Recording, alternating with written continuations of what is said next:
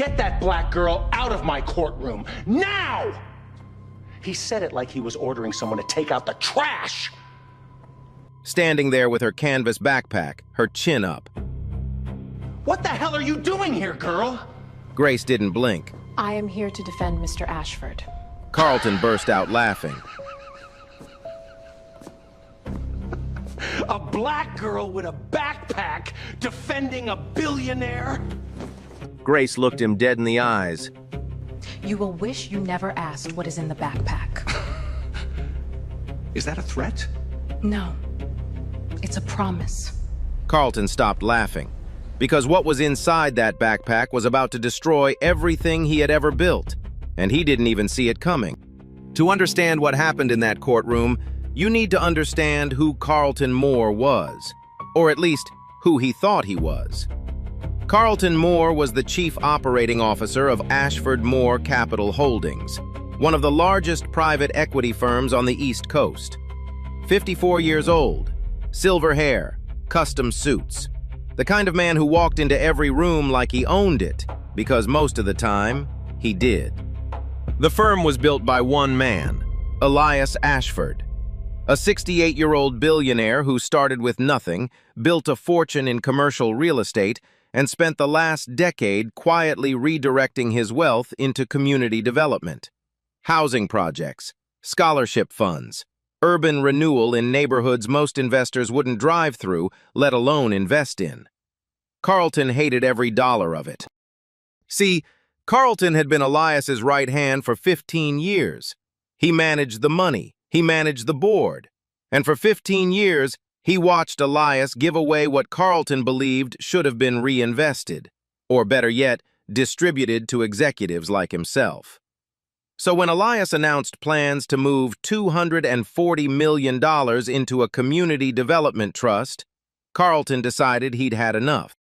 He didn't confront Elias directly. That wasn't his style. Carlton was the kind of man who destroyed you with paperwork, not fists. So he did what powerful men do when they want to take something that isn't theirs. He went to court. Carlton filed a petition for emergency conservatorship. He claimed Elias Ashford was mentally incompetent, deteriorating, unable to make sound financial decisions. He told the court that Elias had fallen under the influence of, and this is the phrase he used, unqualified outside individuals who have manipulated a vulnerable elderly man for personal gain. He never said Grace Bennett's name. He didn't have to. Everyone in that courtroom knew exactly who he was talking about. Now, Carlton took the stand first. And if you didn't know any better, you would have believed every word he said. He sat in that witness chair like he was born in it, relaxed, confident. His attorney, Philip Crane, walked him through the testimony like they'd rehearsed it 100 times, because they had. Mr. Moore, can you describe for the court the changes you observed in Mr. Ashford's behavior over the past 18 months? Carlton nodded slowly, like it pained him to say it. It was gradual at first. Elias started missing board meetings. He became secretive about his finances. He stopped consulting with his senior team on major decisions. And then, he began redirecting enormous sums of money, hundreds of millions, into projects that had no clear return on investment. And in your professional opinion, what caused these changes? Carlton paused, looked at the judge, then looked at the gallery, making sure every eye was on him. Elias fell under the influence of certain people who had no business being anywhere near a company of this size. People who saw an aging man with a large fortune and saw opportunity. He never looked at Grace when he said it. He didn't need to. The implication landed like a hammer. Crane kept pushing. And what steps did you take to protect the company? I did what any responsible executive would do, Carlton said. I froze the accounts that were being misused. I revoked building access for unauthorized personnel, and I filed this petition, because someone had to protect Elias from himself. He said it with such conviction that a few people in the gallery actually nodded. That's how good he was. Carlton Moore could make theft sound like charity. But here's what Carlton didn't tell the court. He didn't mention that the psychiatric evaluation he submitted, the one declaring Elias mentally incompetent, was conducted by a doctor who happened to be Carlton's personal friend, a man named Dr. Gregory Sloan, who also happened to own shares in Ashford Moore Capital. Carlton paid for that evaluation. He chose the doctor. He got the result he wanted. He didn't mention the $18 million. Over the past 3 years, Carlton had quietly moved $18 million out of Ashford Moore Capital through a series of wire transfers.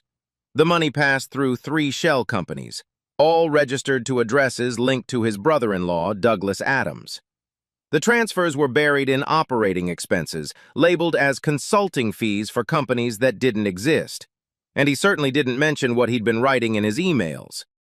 Internal messages to board members where he described Elias's community associates as street-level operators, where he called Grace Bennett the girl from the hood, where he wrote that the community trust was, and I want you to hear this clearly, a vanity project for people who don't understand capital.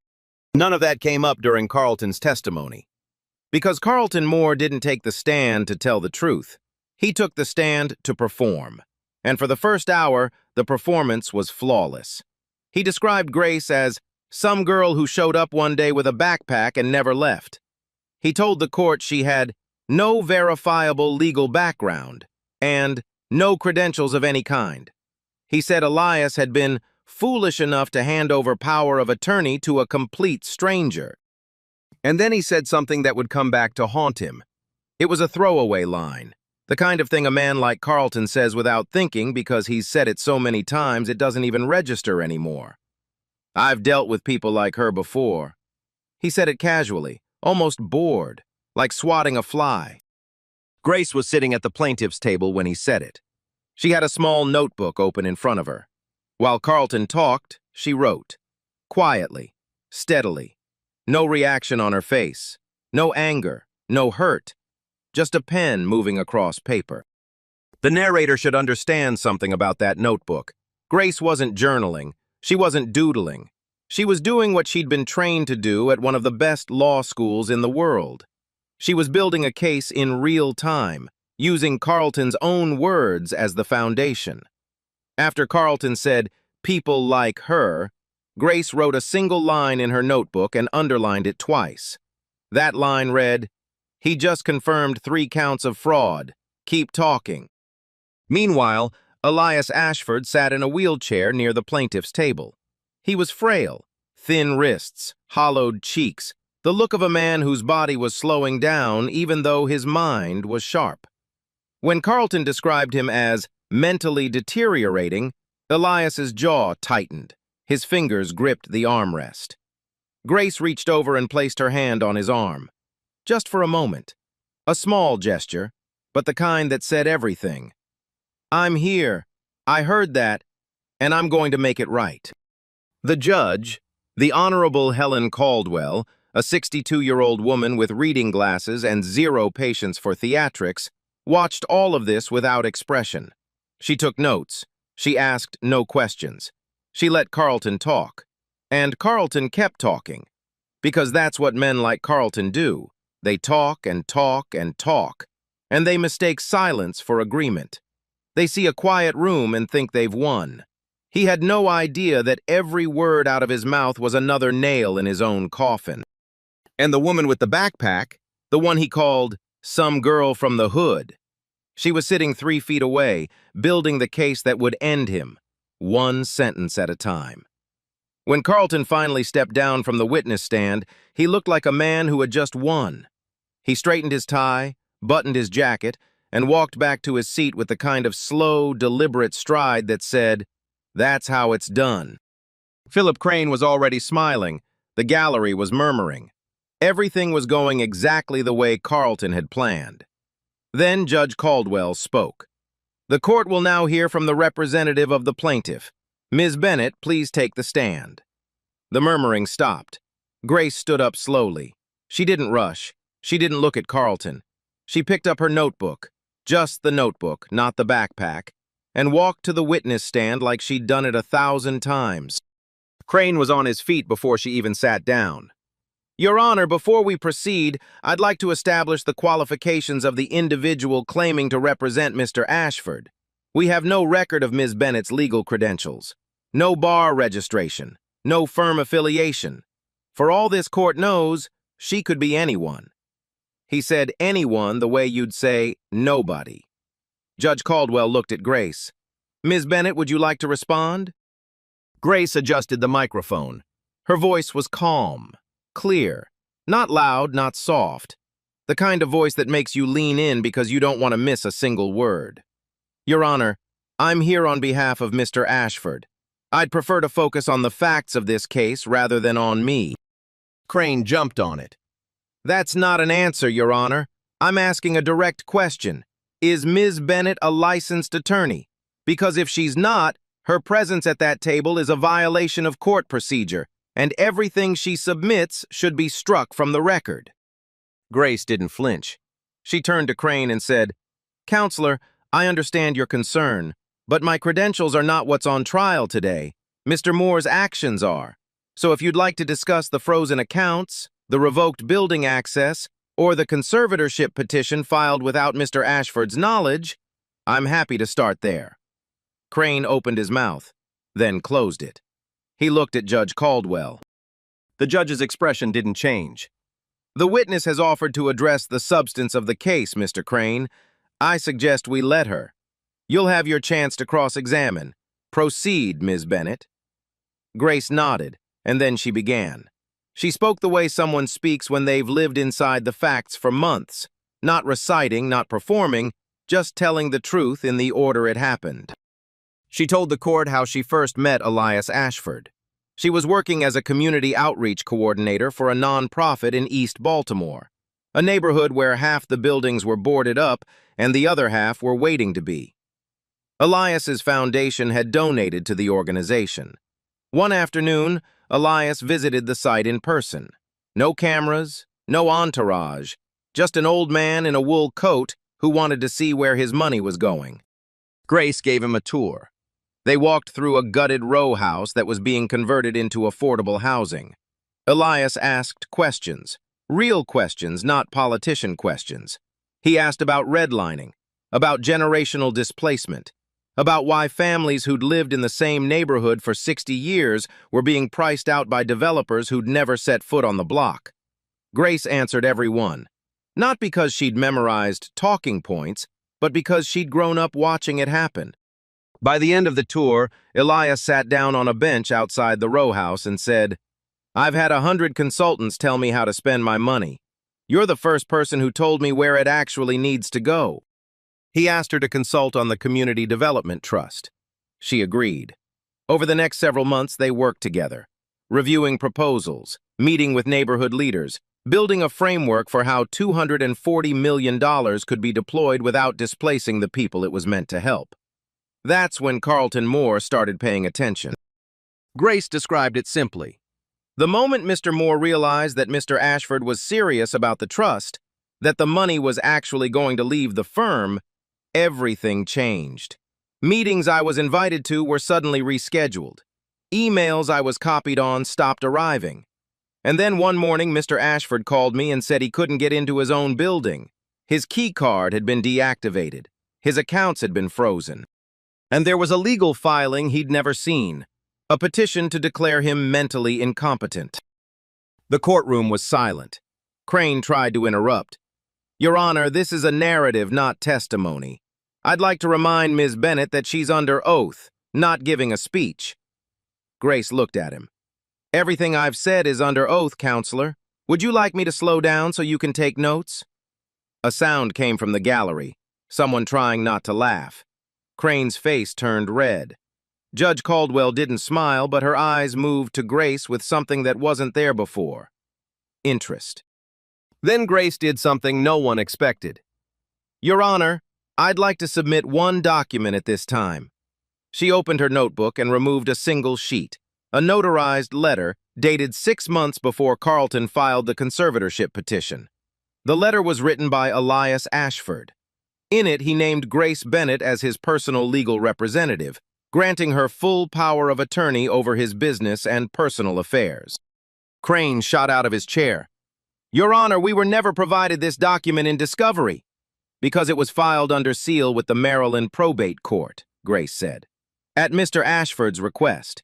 He anticipated that someone might try to challenge his competency, and he wanted to make sure his chosen representative had legal standing before that happened.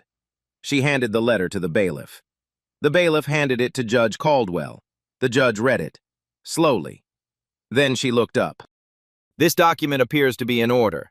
Ms. Bennett has legal standing as Mr. Ashford's designated representative. Objection overruled. Crane sat down. He didn't say another word. Carlton Moore, for the first time all morning, was not smiling.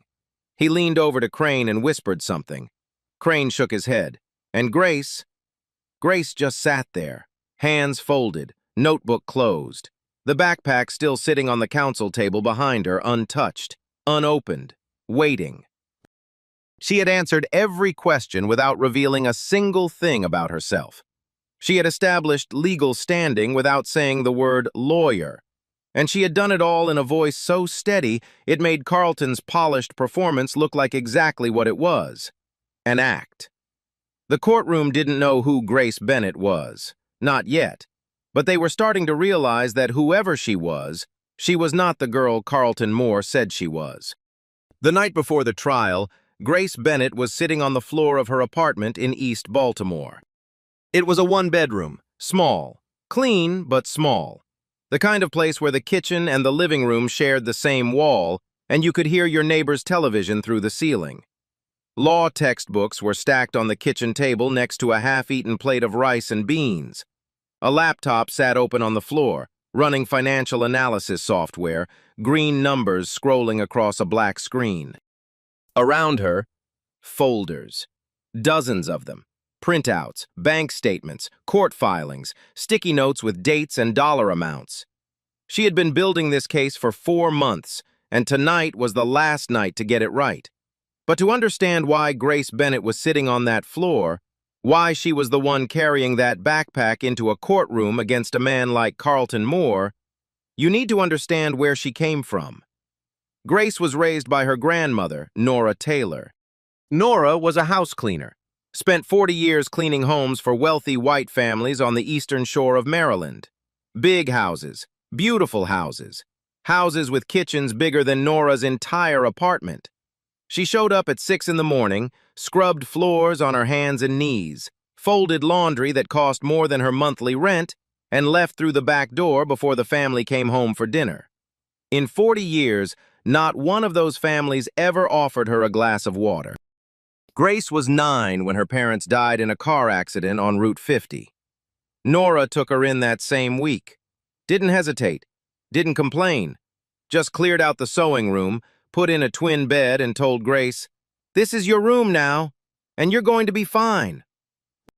Nora saved every dollar she could, skipped meals so Grace could have new shoes for school, took extra cleaning jobs on weekends so Grace could join the debate team.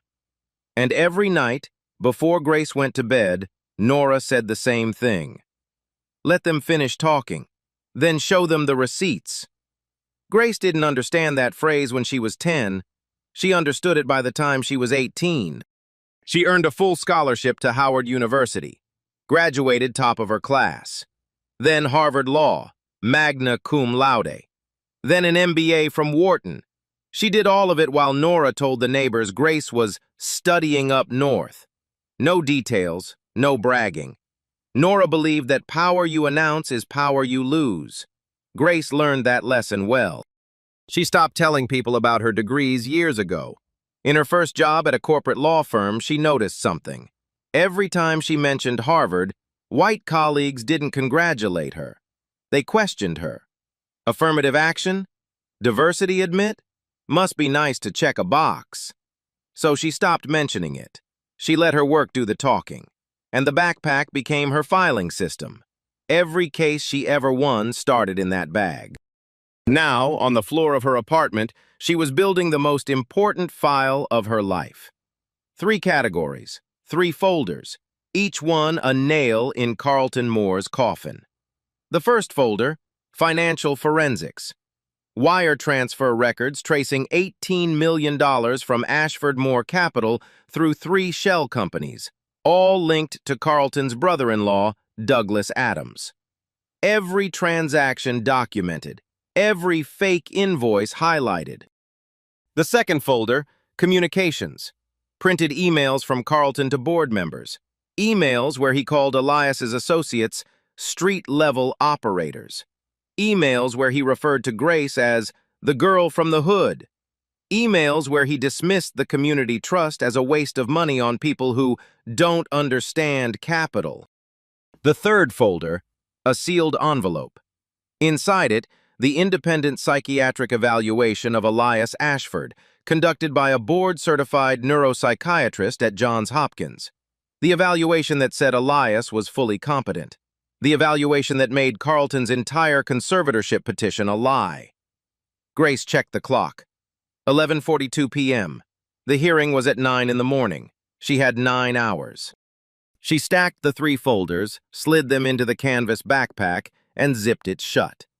Then she opened the front flap and taped a photograph inside. A picture of Nora Taylor, standing in a white kitchen that wasn't hers, holding a mop, smiling at the camera like she had a secret nobody else knew. Grace zipped the backpack closed and whispered, "We're going to court, Grandma." Then she turned off the light. 9 o'clock the next morning, courtroom 6. Grace Bennett arrived 20 minutes early. She set the backpack on the counsel table, sat down, and didn't touch it. She just waited. Hands folded, eyes forward. Like a woman who had already played the entire game in her head and was just waiting for everyone else to catch up. Carlton Moore walked in at 8:58 with Philip Crane beside him. Fresh suit, fresh confidence. He glanced at Grace, then at the backpack, and smirked. He leaned over to Crane and said something that made Crane chuckle. They were still laughing when Judge Caldwell entered the courtroom. "Court is back in session. Ms. Bennett, you indicated yesterday that you had additional evidence to present. You may proceed." Grace stood. "Thank you, Your Honor." She walked to the counsel table and unzipped the backpack. The sound of that zipper cut through the courtroom like a blade. Slow, deliberate. Every eye in the room followed her hands. She removed the first manila folder, set it on the table, then the second, then the third. She stacked them neatly, one on top of the other, and turned to face the judge. Carlton's smirk faded. Not gone, not yet, but fading. Like a man who just noticed smoke but hasn't found the fire. "Your Honor, I'd like to begin with the psychiatric evaluation submitted by Mr. Moore's legal team. The evaluation that forms the entire basis of his conservatorship petition." She opened the first folder. Mr. Moore submitted an evaluation conducted by Dr. Gregory Sloan, concluding that Mr. Ashford suffers from significant cognitive decline and is unfit to manage his own affairs. She paused. What Mr. Moore did not disclose to this court is that Dr. Sloan is a personal friend of his. They've vacationed together in the Outer Banks 3 times in the last 5 years. I have the hotel receipts. She placed the receipts on the evidence table. What Mr. Moore also did not disclose is that Dr. Sloan is a shareholder in Ashford Moore Capital Holdings. He owns 11,000 shares, currently valued at approximately $680,000. She placed the shareholder records next to the receipts. In other words, Your Honor, the doctor who declared Mr. Ashford incompetent has a direct financial interest in Mr. Moore gaining control of the company. He is not an independent evaluator. He is a business partner. The courtroom exhaled. Not a gasp, something quieter. The sound of 40 people realizing at the same time that they'd been lied to. Grace wasn't done. 6 months ago, Mr. Ashford, anticipating exactly this kind of challenge, commissioned his own psychiatric evaluation. It was conducted by Dr. Howard Sloan, no relation, a board-certified neuropsychiatrist at Johns Hopkins University Medical Center with 31 years of clinical experience. She removed the sealed envelope from the folder, opened it, and handed the document to the bailiff. Dr. Howard Sloan's evaluation concludes, and I quote the summary line, "Mr. Ashford demonstrates no clinical indicators of cognitive decline. His reasoning, memory, and executive function are consistent with a man of his age in excellent mental health." Judge Caldwell read the evaluation. Her eyebrows rose, just slightly, but enough. She looked at Carlton Moore. Then she looked at Crane. Mr. Crane, were you aware of Dr. Gregory Sloane's financial relationship with your client? Crane hesitated. Your Honor, Dr. Sloane is a respected... That's not what I asked. Were you aware? Crane said nothing. Judge Caldwell removed her glasses. The court will strike Dr. Gregory Sloane's evaluation from the record pending a full review of his independence. Ms. Bennett, continue. Crane requested a sidebar. Judge Caldwell didn't even look at him. You had your chance to present, counselor. Now sit down. Crane sat. Grace opened the second folder. Your Honor, over the past 3 years, Mr. Carlton Moore authorized a series of wire transfers totaling $18 million from Ashford Moore Capital Holdings. The transfers were categorized internally as consulting fees. She placed the first set of bank statements on the evidence table. The fees were paid to 3 companies, Ridgeline Advisory Group, Crestwood Partners LLC, and Bridger Capital Consulting. All 3 are registered in Delaware. She placed the incorporation documents next to the bank statements. Ridgeline Advisory Group is registered to 4412 Hamden Lane, Wilmington, Delaware. Crestwood Partners LLC is registered to 4412 Hamden Lane, Wilmington, Delaware. Bridger Capital Consulting is registered to... She paused and looked at Carlton. 4412 Hamden Lane, Wilmington, Delaware. The same address, all 3 companies, the same address. That address, Your Honor, is the home of Douglas Adams, Mr. Moore's brother-in-law. She placed a property deed on the table. Then a family record showing Douglas Adams married to Carlton Moore's sister. Then 3 years of wire transfer confirmations, each one highlighted in yellow. Grace narrated the money trail the way a professor explains gravity to first-year students. No drama, no anger, just facts laid end to end until the weight of them was undeniable. $18 million moved from the company to 3 shell companies, all at the same address, all linked to Mr. Moore's family. No services were rendered. No deliverables were produced. No contracts exist. This is not consulting, Your Honor. This is embezzlement. Carlton Moore's leg was bouncing under the table. His hand went to his tie. He loosened it, just half an inch, but in a courtroom, half an inch is a confession. Grace opened the third folder. Finally, Your Honor, I'd like to present a selection of internal communications authored by Mr. Moore. She handed printed emails to the bailiff. Each one was projected on a screen mounted on the courtroom wall. The first email, Carlton to a board member regarding Elias's community associates. We need to get these street-level operators away from Elias before they bleed the fund dry. The second email, Carlton to the head of HR. The girl from the hood is back in the building again. Find out who's letting her in and shut it down. The third email, Carlton to 3 board members regarding the Community Development Trust. This is a vanity project for people who don't understand capital. Elias is throwing our money at a neighborhood that will never produce a return. Each email appeared on the screen. Each one hung in the silence. And with each one, the courtroom got quieter. The kind of quiet that happens when people realize they're witnessing something they won't forget. Grace let the silence sit. She didn't comment on the emails. She didn't editorialize. She let the words speak for themselves. Because words like street-level operators and the girl from the hood don't need a translator. Then she turned to look at Elias Ashford. The old man was sitting in his wheelchair with his eyes closed. Not sleeping, not defeated, just still. The kind of stillness that comes when you've been carrying something heavy for a very long time and someone finally takes it off your shoulders. He reached over and took Grace's hand. He held it for 3 seconds. He didn't say anything. He didn't need to. He had trusted the right person. And now the whole room knew it. Carlton Moore sat at the defense table, whispering to Crane. Crane shook his head. Carlton whispered again, more urgently. Crane shook his head again. There was nowhere to go. The psychiatric evaluation was struck. The money trail was on the table. The emails were on the screen, and the woman with the backpack was just getting started. Philip Crane was a desperate man, and desperate men make desperate moves. He stood up before Judge Caldwell could speak. His voice was louder than it needed to be, the voice of a man trying to fill a room with noise because the facts had already left him empty. "Your Honor, I must raise a formal objection." Judge Caldwell looked at him over her glasses. "On what grounds, Mr. Crane?" "On the grounds of standing, Your Honor. Ms. Bennett has presented documents, cross-referenced financial records, and cited psychiatric evaluations.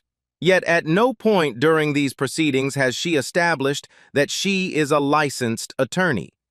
She has refused to state her qualifications. She has dodged every question about her credentials. And with all due respect to this court, if she is not a member of the bar, then everything she has presented is inadmissible, and this court has been misled." He sat down like he'd just played his ace. The gallery stirred. Murmurs, whispers, heads turning. Even Judge Caldwell paused, because the objection procedurally was legitimate. A non-attorney cannot present evidence in a case of this magnitude.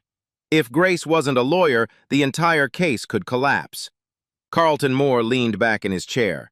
For the first time in an hour, something close to a smile returned to his face. This was it. This was the kill shot. Judge Caldwell turned to Grace. "Ms. Bennett, the objection raises a valid procedural question. Before we continue, I need you to state your credentials for the record." The courtroom went silent. Not quiet, silent. The kind of silence where you can hear the air conditioning humming in the ceiling. Grace stood. She didn't speak immediately. She smoothed her blazer, the $11 thrift store blazer, and looked at Crane. Then she looked at Carlton. Then she turned to the judge. "Of course, Your Honor."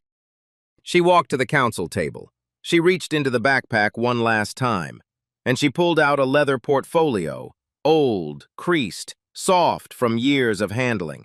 The kind of thing you carry when what's inside matters more than what's outside. She opened it, removed 3 documents, handed them to the bailiff. The bailiff carried them to Judge Caldwell. The first document, a Juris Doctor degree from Harvard Law School, magna cum laude. The second, a Master of Business Administration from the Wharton School of Business at the University of Pennsylvania. The third, an active membership card with the Maryland State Bar Association. And clipped to the back of it, a certificate of admission to practice before the United States Supreme Court. Judge Caldwell read each document, slowly, one by one. The courtroom was so quiet you could hear the paper moving in her hands. Then she looked up. "Objection overruled." She paused. "Ms. Bennett's credentials are more than sufficient. Proceed." The gallery didn't murmur this time. Someone in the third row said it out loud. "Oh my God." Someone behind them whispered, "Are you serious?" A woman near the back put her hand over her mouth. Carlton Moore stared at Grace like he was seeing a ghost. His mouth opened slightly. No words came out. The smirk was gone. The confidence was gone. Everything he had assumed about the woman sitting across from him, every judgment he'd made the moment she walked in with that backpack, collapsed in 5 seconds. Philip Crane looked down at his notes. He didn't look up again for a long time. Grace turned to face Crane. Her voice was quiet, controlled, almost gentle, which made it worse. "You asked me where I keep my legal briefs, counselor. Now you know." She didn't smile. She didn't gloat. She didn't raise her voice or pump her fist or look at the gallery for applause. She just stood there, 5'6", thrift store blazer, canvas backpack, and let the silence do what silence does best. It told the truth. They had spent 2 days calling her the girl with the backpack, the black girl who didn't belong, the one who should have been checked at the metal detector, the one with the welfare check and a prayer. She was the most qualified person in that courtroom, and she had let every single one of them underestimate her, because that was the strategy. Judge Caldwell called a 10-minute recess after the reveal. People needed it. The gallery was buzzing, strangers turning to strangers, shaking their heads, mouthing "Harvard" to each other like they still couldn't believe it. Carlton Moore spent those 10 minutes whispering to Philip Crane. Crane kept shaking his head. Carlton's whispers got louder. Crane's head shook harder. Whatever Carlton wanted to do, his own lawyer was telling him no. It didn't matter, because when court resumed, it wasn't Carlton's turn anymore. It was Grace's. Your Honor, I'd like to cross-examine Mr. Moore. Judge Caldwell nodded. Granted. Mr. Moore, please retake the stand. Carlton stood. He buttoned his jacket. A reflex, the muscle memory of a man who'd spent his life performing control. But his hands fumbled on the second button. A small thing, but in a courtroom, small things are everything. He sat down in the witness chair. Grace walked toward him carrying one thing, the notebook. The same small notebook she'd been writing in since the first day of testimony. The one everyone assumed was just notes. It wasn't just notes. Grace opened it and looked at Carlton the way a surgeon looks at an X-ray. No emotion, just precision. Mr. Moore, in your 12 years as Chief Operating Officer of Ashford Moore Capital, how many black professionals were promoted to senior positions within the firm? Crane stood. Objection. Relevance. Judge Caldwell didn't hesitate. The plaintiff has alleged racial animus as a motivating factor in Mr. Moore's actions. I'll allow it. Answer the question, Mr. Moore. Carlton shifted in his seat. We promoted several qualified individuals during my tenure. The firm has always been committed to... How many, Mr. Moore? I'm asking for a number. I don't have the exact... I do. Grace reached into the backpack, one last folder tucked against the side like she'd been saving it. She opened it and placed a stack of HR records on the evidence table. In 12 years, under Mr. Moore's direct oversight, 14 black employees held positions above administrative assistant at Ashford Moore Capital. Every single one was either terminated or demoted. Not one was promoted. 14 people, 12 years, 0 promotions. She read 3 names aloud, slowly, giving each one weight. Each name was a person. Each person had a story. And each story ended the same way, with Carlton Moore signing off on their removal. Carlton's voice tightened. Those were performance-based decisions. Were they? Grace flipped a page in her notebook. Mr. Moore, during your testimony yesterday, you used a phrase I wrote down. You said, and I'm reading your exact words, I've dealt with people like her before. Can you tell the court who people like her refers to? Carlton's jaw locked. I meant people without proper qualifications. People without proper qualifications, Grace repeated. She let the words hang. Then she picked up another document from the folder. Your Honor, I'd like to enter into evidence a written deposition from Rebecca Sloan, a former senior analyst at Ashford Moore Capital. Rebecca Sloan was white. She worked at the firm for 6 years. She quit in 2023. Her deposition explained why. Grace read the key passage aloud. Rebecca described a meeting where Carlton told a black analyst, a man with an MBA from Columbia and 8 years of experience, "You should be grateful you're even in this building." Rebecca said she filed an internal complaint. The complaint disappeared. The analyst was terminated 2 weeks later. Grace closed the deposition. Mr. Moore, would you like to respond to Miss Sloan's account? Carlton's voice cracked for the first time. He leaned forward. His face was red. This has nothing to do with race. Grace didn't flinch. Her voice stayed level, so level it made his outburst sound like a confession. Then explain the numbers, Mr. Moore, because the numbers don't lie, and they don't care about your intentions. Carlton opened his mouth. Nothing came out. He looked at Crane. Crane was staring at the table. Judge Caldwell called a 15-minute recess.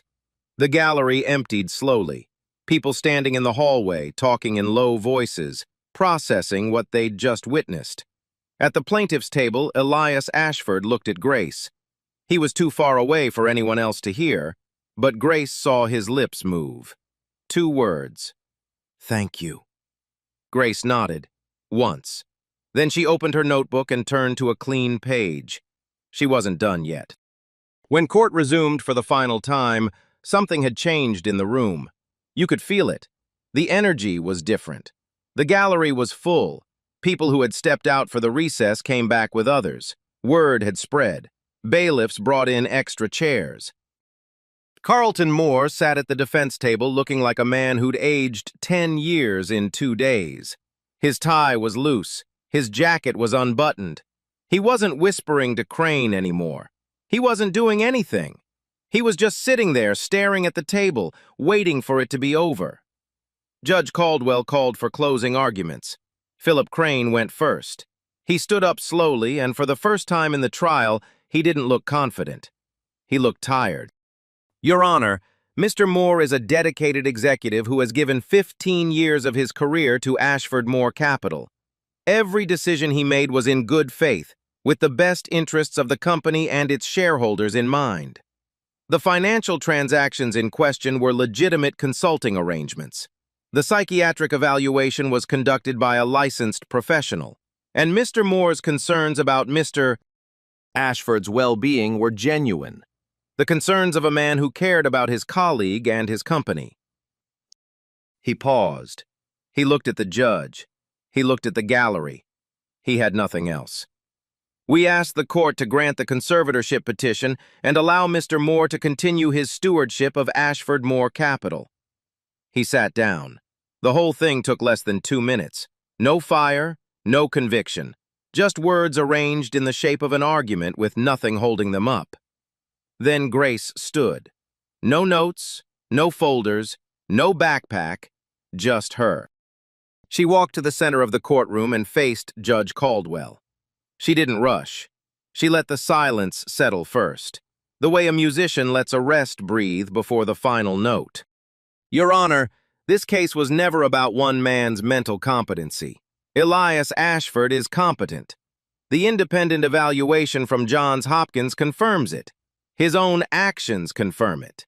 A man who had the foresight to secure power of attorney, to commission his own psychiatric evaluation, and to prepare for exactly this kind of attack, is not a man in cognitive decline. He is a man who knew he was being betrayed and planned accordingly. She took one step forward. This case is about what happens when a man like Carlton Moore decides that he knows better. Better than the founder of the company, better than the man who built it from nothing, better than the communities that company was finally beginning to serve. Mr. Moore didn't file this petition because he was worried about Elias Ashford. He filed it because he was worried about himself, because $240 million was about to go somewhere he couldn't touch it, and $18 million he'd already stolen was about to be discovered. She paused, let it land. Mr. Moore embezzled $18 million through shell companies registered to his own brother-in-law. He manufactured a fraudulent psychiatric evaluation using a doctor who is both his personal friend and a company shareholder. And he executed a 12-year pattern of racial discrimination that silenced, demoted, or terminated every black professional who challenged his authority. 14 people whose careers were destroyed so that Mr. Moore could operate without accountability. Grace looked at Carlton. He didn't look back. Your Honor, this case isn't about one man's greed. It's about what happens when power assumes it will never be questioned, and what happens when someone shows up with the receipts. She turned back to Judge Caldwell. I asked the court to deny the conservatorship petition, to restore Mr. Ashford's full authority over his company and assets, and to refer this matter to the appropriate authorities for criminal investigation. She sat down. The courtroom didn't move, didn't breathe, didn't whisper. Judge Caldwell removed her glasses. She set them on the bench. She looked at Carlton Moore for a long moment. Then she spoke. The petition for conservatorship is denied. Mr. Ashford retains full control of his company, his assets, and his affairs. She paused. The court is referring Mr. Carlton Moore to the district attorney's office for criminal investigation on charges of fraud, embezzlement, and the filing of a fraudulent psychiatric evaluation. Another pause. The court is additionally referring this matter to the Equal Employment Opportunity Commission for investigation of systemic racial discrimination at Ashford Moore Capital Holdings. She put her glasses back on and looked at Grace. "Ms. Bennett, the court thanks you for your thoroughness and professionalism. This bench does not often see advocacy of this caliber. And I will note, for the record, that the objections raised against your standing were, in retrospect, the most telling evidence of all." Two bailiffs approached Carlton Moore. He stood before they reached him. His tie was hanging loose. His face was gray. They walked him toward the side door, and as he passed the plaintiff's table, he stopped. For 1 second, he looked at Grace. Grace looked back. She said nothing. She didn't need to. Carlton Moore disappeared through the door. Behind her, Elias Ashford gripped the arms of his wheelchair. Slowly, painfully, carefully, he stood up. The courtroom watched. No one helped him. No one needed to. He extended his hand to Grace. She took it. His voice was quiet, but the room was so still that everyone heard it. "My attorneys told me I was foolish to trust you. I told them I was foolish not to trust you sooner." Grace held his hand. She didn't say anything, she just nodded. The way you nod when the work speaks and the words aren't necessary. The gavel came down. Court was adjourned. And the girl with the backpack had just won. 6 months later, Carlton Moore was indicted on 8 counts of wire fraud and embezzlement. His assets were frozen. His passport was seized. The country club where he'd spent every Sunday morning for 20 years revoked his membership, not out of principle, but because the other members didn't want to be seen with him. His wife filed for divorce before the indictment was made public. She'd known about Douglas Adams and the shell companies for years. She just didn't care until the money stopped flowing. The EEOC investigation took 4 months. When it was finished, Ashford Moore Capital was ordered to pay $34 million in settlements to former employees, including the 14 black professionals Carlton had forced out over 12 years. 14 people who had been told they weren't good enough, weren't qualified enough, weren't the right fit. 14 people who now had proof that the only thing wrong with them was the color of their skin. Grace Bennett was profiled in national legal publications. The headlines all said some version of the same thing. The woman with the backpack who took down a corporate empire. She received invitations to speak at Howard, Harvard, Yale, Georgetown. She accepted one, Howard, her alma mater. She declined the rest. Instead, she went home, back to East Baltimore, back to the neighborhood where her grandmother had cleaned houses for 40 years. And she opened a legal clinic on the same block where Nora Taylor used to catch the bus to work at 5 in the morning. She called it the Nora Taylor Justice Center. The clinic specialized in 2 things: employment discrimination and corporate fraud. Within 3 months, it had a waiting list. Within 6 months, it had a staff of 4 attorneys, all of them young, all of them black, all of them carrying backpacks. Elias Ashford restructured the board of Ashford Moore Capital. He implemented mandatory diversity requirements for all senior hiring, and he funded the Nora Taylor Justice Center with a $10 million endowment. When a reporter asked him why he trusted Grace Bennett, he said, "Because she was the only person in the room who cared more about the truth than about what I was worth." One afternoon, about a year after the trial, Grace was sitting at her desk in the clinic. The door opened. A young black girl walked in, maybe 12 years old, school uniform, braids, and a backpack hanging off one shoulder. She'd been suspended from school. Her teacher told her she'd never amount to anything. She talked back. The school called it defiance. The girl called it the truth. Grace looked at the girl, looked at the backpack, and smiled. "Sit down," she said. "Tell me everything. Have you ever been underestimated because of how you looked and proved them dead wrong? Or have you ever watched it happen to someone else and wished you'd said something? Tell me in the comments." If this story moved you, hit that like button. Share it with someone who needs to hear it today. And subscribe. Turn on notifications. Because next week we're telling the story of a janitor who walked into a boardroom and exposed a billion-dollar lie. You won't believe what he had in his pocket. Some legacies start with a mop and end with a verdict.